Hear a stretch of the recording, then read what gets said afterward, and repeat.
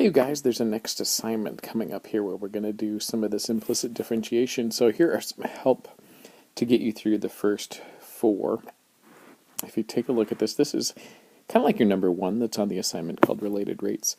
And you get this radical x function. And in class today, when you get a chance to look at this, you'll see that we'll put some context around it to kind of see what the related rate problem is all about. But from a simplistic kind of perspective, all you do is take the derivative in a little bit different format, add two elements to that derivative process, and then you input x equals 9, that's given here in part A, and dx dt is 3, and you substitute those into the appropriate place in the function, pull out a calculator, and get your value. So there's meaning to it and context, so if you hang in there, I'll give you that too. Even as we go along in these problems, I'll try and come up with some ideas that might help you along. But if you take the derivative of this square root of x, the idea is you take the derivative of y equals x to the 1/2, the easier form of it. So here's the derivative, 1/2 x to the negative 1/2. That's your traditional derivative, just like you've always done. It's called the power rule. The only thing that we add in this implicit differentiation is that after that x to the 1/2, we do this dx to dt business. That's d of whatever variable that was present in your derivative over dt. That dx dt opens the door for us to input a rate of 3, and at the location of x equals 9, remember, a derivative gives you the slope at a particular point, one single point.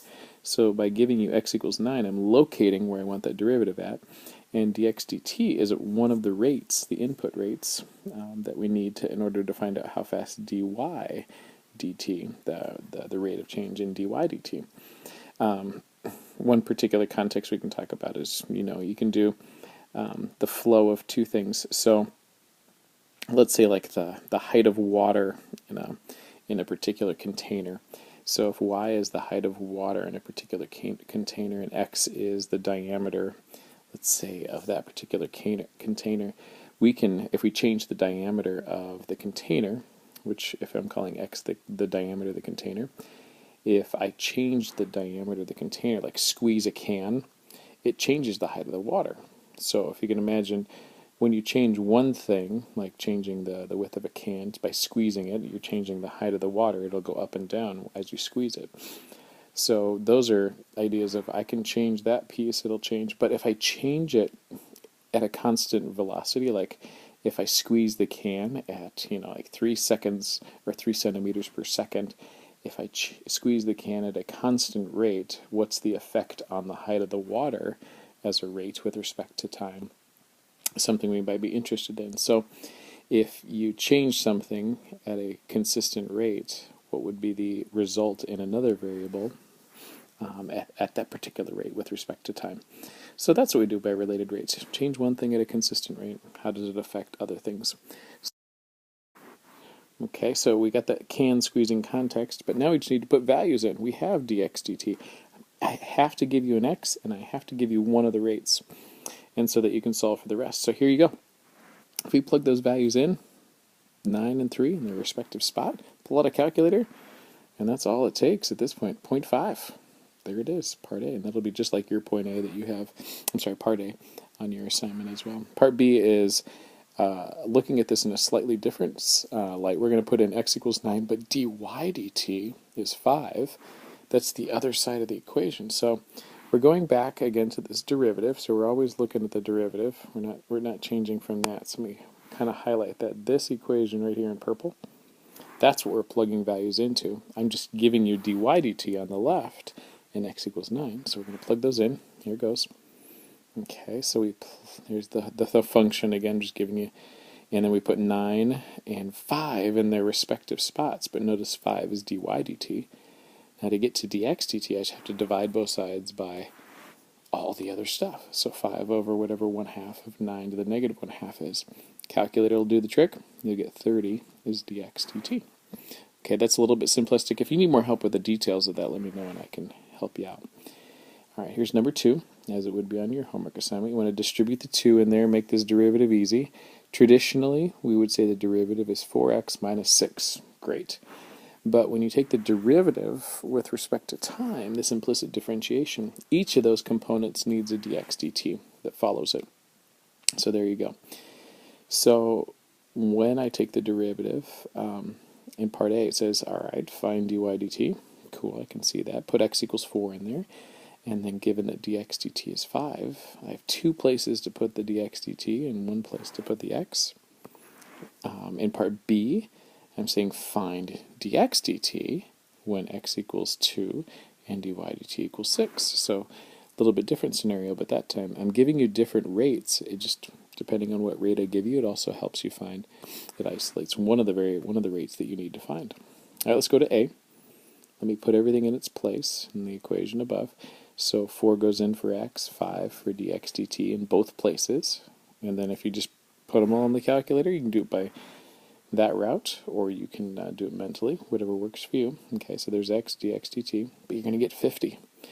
And so depending on your context, whatever that y represents, again, I mean, you can talk about squeezing a can and changing its diameter and the height of the water that goes with it. Your dx dt is how quickly you squish the can and change its diameter, and dy dt would be how the water height changes as you do that. So what we're seeing is the height of the water is changing at a rate of 50 while you're squeezing the can at a rate of 5. The only thing we're missing is, what's our unit, centimeters or millimeters or whatever that is. Okay. Next in part B, your rate is dy dt is 6. So that goes on the left-hand side. X is 2, and then you have to solve for dx dt. That calls for one little trick that we need to be careful of. If I want dx dt, I'm going to have to factor it out. That's different. So watch out. Here's that factoring out of that dx dt. Take a look at that.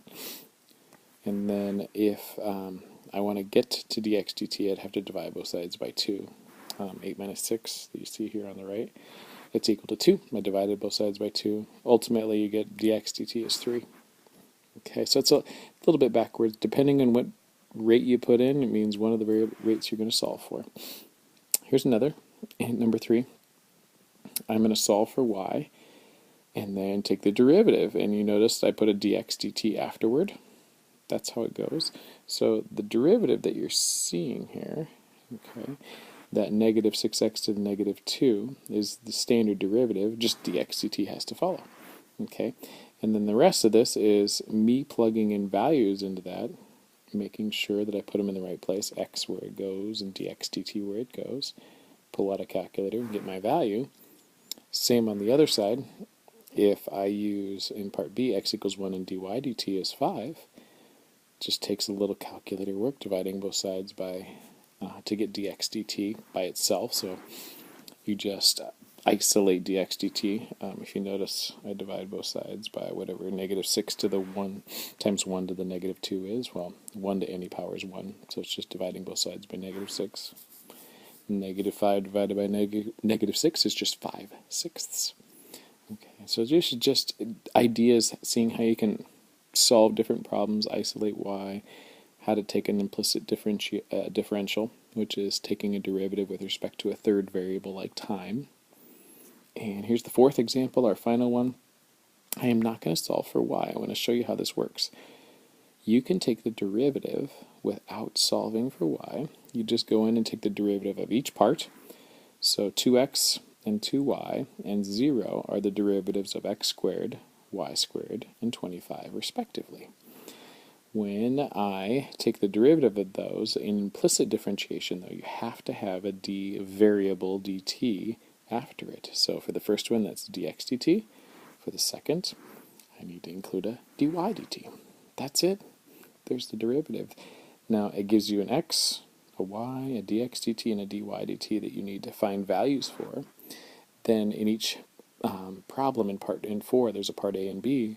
I give you the values that you need, and then that leaves one rate that you have to solve for. So if I give you x, y, and dx dt, well, then you're going to have to solve for dy dt. You're going to find that by itself. And so here's that being worked out really quickly. In part B, if I give you x, y, and dy dt, well, then you're going to have to solve for dx dt. And that's where it takes just some isolating of those variables, just common algebra. Here it's all worked out at super high speed. My ninja solving skills, I'll put them to use. But any other detail, just let me know. I just wanted to give you an idea of how this plays out. Hope that helps. Please email with other questions. Talk to you soon.